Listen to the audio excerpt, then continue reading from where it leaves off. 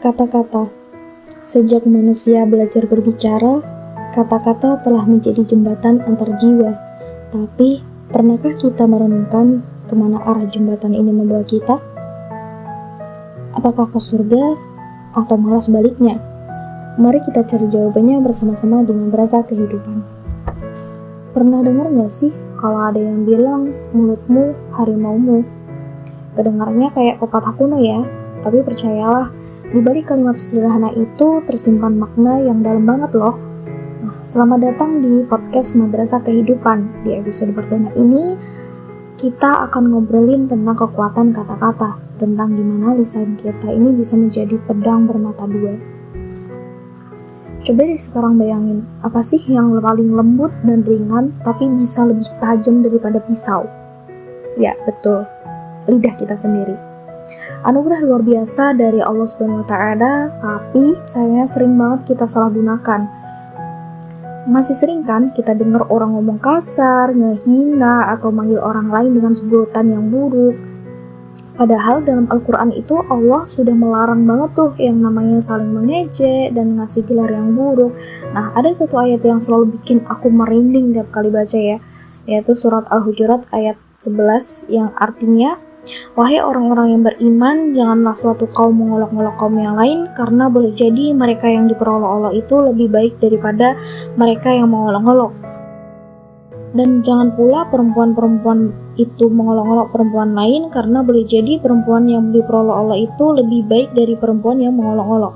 Janganlah kamu saling mencela satu sama lain, dan janganlah saling memanggil dengan gelar-gelar yang buruk. Seburuk-buruk panggilan adalah panggilan yang buruk atau fasik setelah beriman, dan barang siapa tidak bertaubat, maka mereka itulah orang-orang yang zalim.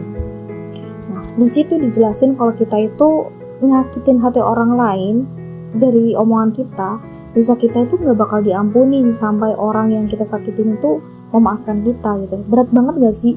Nah, makanya penting banget buat jaga lisan kita gitu ya.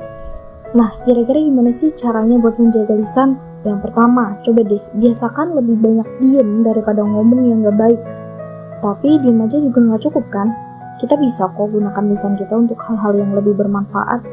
Contohnya kayak membaca Quran, berdoa, berzikir, atau sekedar ngucapin kata-kata yang baik dan nenangin. Bayangin deh, kalau setiap hari kita berusaha buat ngomong yang baik-baik aja, pasti hidup kita lebih tenang. Nggak ada lagi tuh drama berantem sama temen gara-gara salah ngomong atau nyesel karena udah gosipin orang gitu kan. Oh iya, ngomong-ngomong soal gosip, tahu nggak sih kalau gibah itu termasuk dosa lisan juga? Gibah itu ngomongin kejelekan orang lain di belakang kita loh. Terus ada juga yang namanya fitnah, yaitu nyebarin berita bohong. Ada juga yang namanya namimah atau mengadu domba. Duh, amit-amit deh jauh-jauh dari yang kayak gitu ya.